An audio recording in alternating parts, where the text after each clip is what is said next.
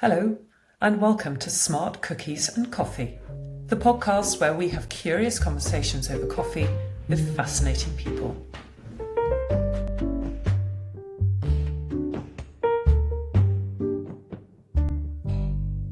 So today I'm pleased to welcome Adrian Clarke. I think the best way to describe you, Adrian, is to say that you are committed to social justice and you want to make the world a better place. Would that be fair? Most definitely, and Yeah, it's a long journey, and it's something that I'm obviously deeply passionate about, yeah. and yeah, it's my life story in many Yeah. ways. But yeah, And I've seen that firsthand. We've been friends for a long time, and you're always the one in the room or at the party when we were younger, who is who's don't remind me. listening. Yeah. All those years ago when we used to have social lives. Yeah, that's Um, right. but you're always the one listening. You know, Mm, you're always the one paying real attention to people and noticing people, and meeting people where they're at. And yeah, I mean, obviously, you also have a CV. yeah, You're an accredited ICF coach. You're a yeah, keynote speaker. You've studied at Durham, Oxford, mhm, Surrey, yeah. law, politics, Sussex, history. Sussex, sorry, Sussex, Sussex. my Sorry, mistake. that's fine. Sussex. No, Both good, begin with good. S. My That's fault, great. my fault. No, no problem. And you're an activist. Yeah, You have you speak on race, on yeah. social mobility, and yeah, I mean, you're a big player, I think. So Mm. thank you for spending some time with us. Let's start with those passions, if we can. Tell me what motivates you. What passions really do you find motivating? I think it starts with kindness and compassion. I think I've been very fortunate in my life in many ways in that I've been a beneficiary of kindness and compassion, and that's been a theme throughout my life. So I mean, it's a sometimes a glib thing to say to give something back, but generally, for me, what that means is that when you help someone else, right, you get a dividend, if you like. An emotional dividend, Yeah. and that helps me. Helping other people helps me. So I make it really simple, really. Is that it's not about standing on grandstand and being sort of Mm, bold and brass about the whole thing. mm, It's I really do believe that individual actions, like what I do, what an individual does, can make a big difference sometimes. mm, Because one of the great things about, if you like, about the social construct is the root cynicism. And cynicism can take hold. I mean, I'm going my little speech here now. no, go for cynicism it. can, Go for it. yeah, cynicism can take hold. In anyone really. Rich, poor, black, white. Man, woman, etc. Yeah. And I think one of the great sort of counter narratives of cynicism is kindness and compassion. And anyone can benefit from kindness and compassion. You don't need to go to so-called finest schools or have a huge bank balance, to Mm, benefit from kindness and compassion. mm, So, from a very basic, simple level, listening to people, showing appreciation of other people, and not necessarily complimenting people, but being present, and I think that's mm, one of the cornerstones, really. I mm, mean, one of the great advantages I've had is that I've had quite a diverse life. I brought up in Barbados in the Caribbean in a tiny village, and you might say there wasn't a lot of money, but there was a lot mm, of love. mm. And then I've had the other extreme where I've been sat down at some of the finest dinner tables, even high tables at some of the very Yeah. highbrow universities. Yeah. But the one thing I've noticed is that when I sat next to the people under the tamarind tree, in Barbados in the village, Yeah. when I sat next to some of the people who went on to run the country, in some cases run the world, they all wanted to be listened to. They all wanted to be liked. They all wanted to feel that Yeah. they mattered, really.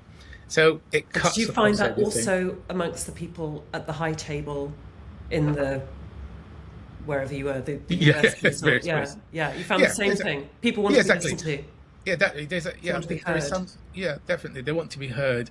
So one of the great things I feel is that if you can be kind, if you can be compassionate, if you can listen, and if you can show not just gratitude, but in some ways, just be present and listen to people. That's one of the things that motivates me, really. And everyone can do that. The thing is that you don't have to have lots of credentials necessary. You just need an open heart. And that's why, and going back to the thing about kindness and compassion, is that when you operate in that space and you promote empathy, you give yourself space to make mistakes. And that's where forgiveness comes in, really. Not just forgiving yourself, but forgive the things that you may have done, which were intended to bring about good, but sometimes maybe not so much cause harm, but may have caused harm. A lot of what you've said is it takes on almost like a kaleidoscope of extra colour when you think about it in the digital space. Yes. So if you do an act of kindness in the digital space that you think was an act of kindness that came from the right motivation, but actually maybe there was unintended harm, it just wasn't thought through, and then actually it did cause harm. Yes. I mean, you can get seriously a lot of backlash for that, can't you? Oh, most definitely. And I think the word that people use, is it cancelled? They're cancelled, yeah. Well, first you get trolled, threatened, right. And then eventually cancelled. Right. Yeah. And I think that's linked to the idea of forgiveness as well. And because sometimes people are brutish, and that, because I come from a basis that people make mistakes, and that not that people should go on making mistakes, because that's not necessarily a mistake then, that's a sort of deliberate act, really. Yeah. But I think that, we all make mistakes, if you look at our own lives, who's without sin cast the first stone side of thing. And I think we have to sort of accept sometimes that, people do things and sometimes say things which they don't fully appreciate necessarily the harm they're causing, really. And there should be a space for them for having reflection and consideration, and then a way back. I come from the basis, I suppose, that most people are good. But unfortunately, the challenges that we all face in life sometimes, take us on a different path, really. And often the hardest thing to do is change yourself, actually. But equally, you have to have a sense of not just optimism, because that's easy to say, but you have to have a vision as well of what a better world is, really. And that's why one of the things what is the Adrian Clarke vision of what a better world is? What does it look like? I think what it looks like is that, from a point of view of people's abilities and talents, different people, if you like, shine in, and people from all walks of life. So in other words, right, in a simple sense, right, hearing people with, if you like, with different accents, people looking different genders, if you like, different races, etc. People from all walks of life doing all sorts of things. A world or society where difference is not something which is to be feared. A world in which people's talents are allowed to shine. So you have a balance between the individual and the role of the state as well. Where does the cynicism fit in here? You mentioned it a few times. Can you tell us more about how cynicism is moving in this space? Yeah, I think for me, it starts from, from very young. I wouldn't say I was a daydreamer, but I believe that, I believe you can make a difference. I really do believe that the world can be a better place. And I've always believed that, but I've always had a tendency towards that kind of aesthetics, as it were. What I've noticed is that I think what happens as as your life changes, as you get maybe more commitments, more obligations, really, you're inclined to maybe dream less or maybe hope less, really.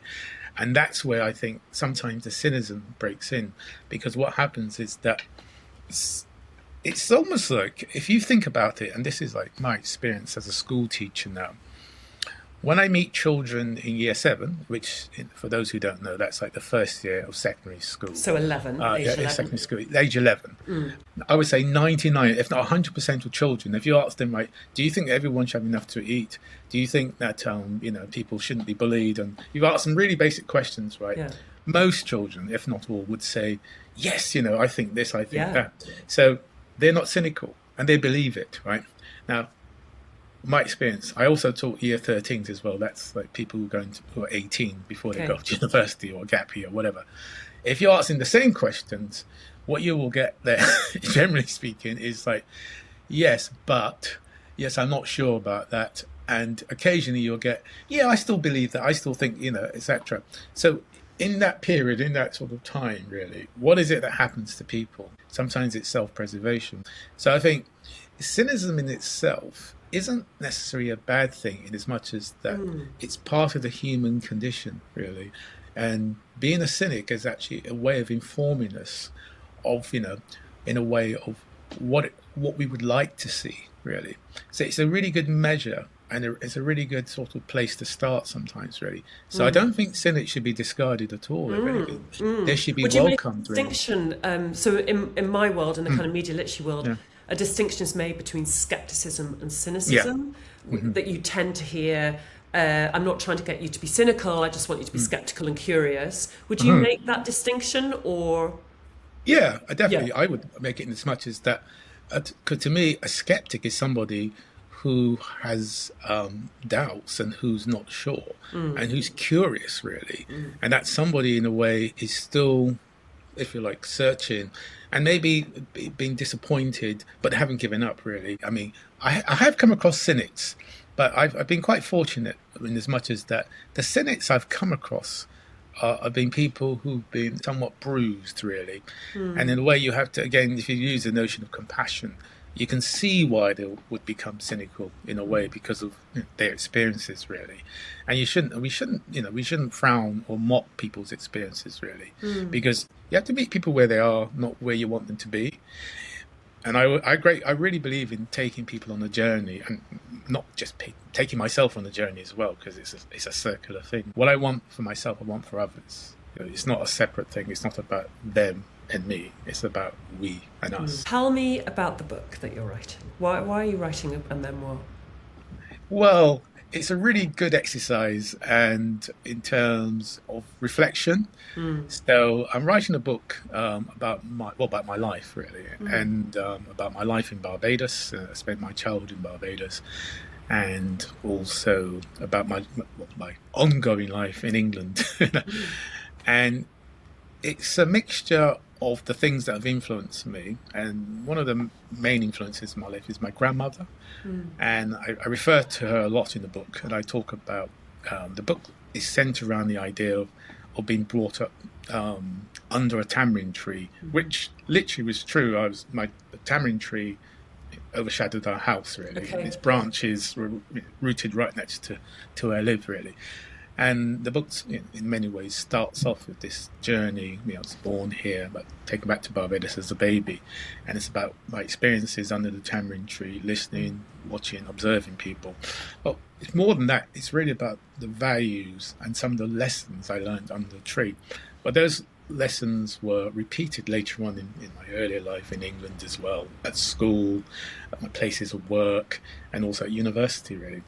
And the book really celebrates the idea of what I said earlier on about being very fortunate and being very blessed to have these experiences, and, if you like, these, not so much teachings, but these observations and these words of wisdom and actions as well, people's lives, and how they've informed my life, really, and given me a perspective, And if you had to capture one, if I asked you to just name one of those wisdoms, those kind of mottos in life, however you want, or the quotes or the piece of advice you're given, what would it be?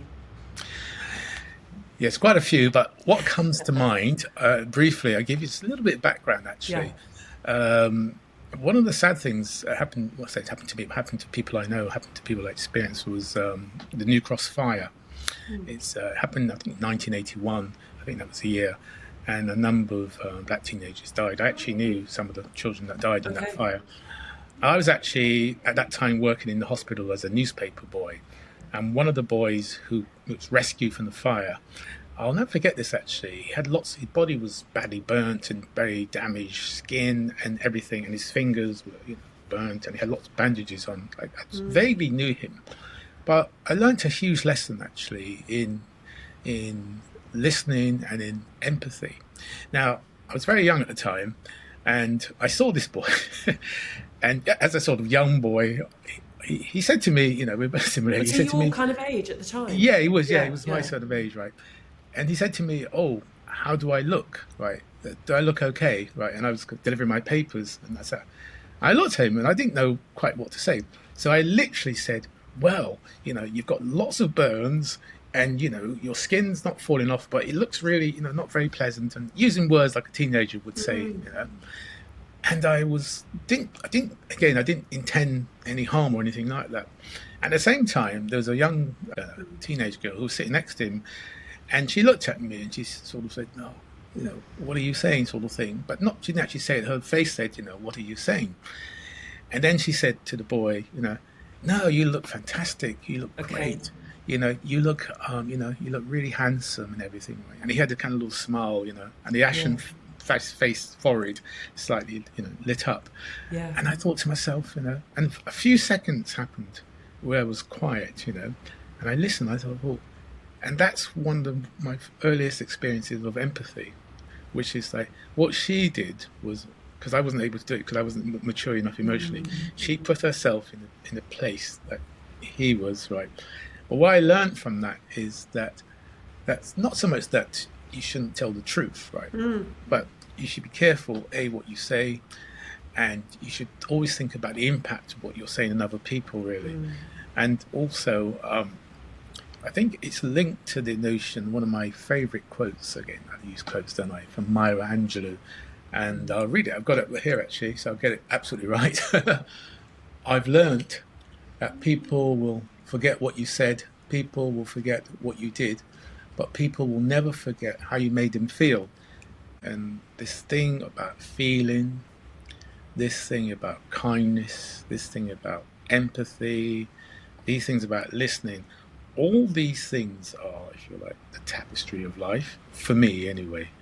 Because what they do is that they inform you and they keep you, you know, on that journey, as I said, you know, where you're trying to create a better world, you know. So all these little milestones, you know, all these little actions, activities, really, inform your soul of what it's like to be, not so much to be a good person, but what it's like to love, and what it's like to help others and to share and to create a world where people feel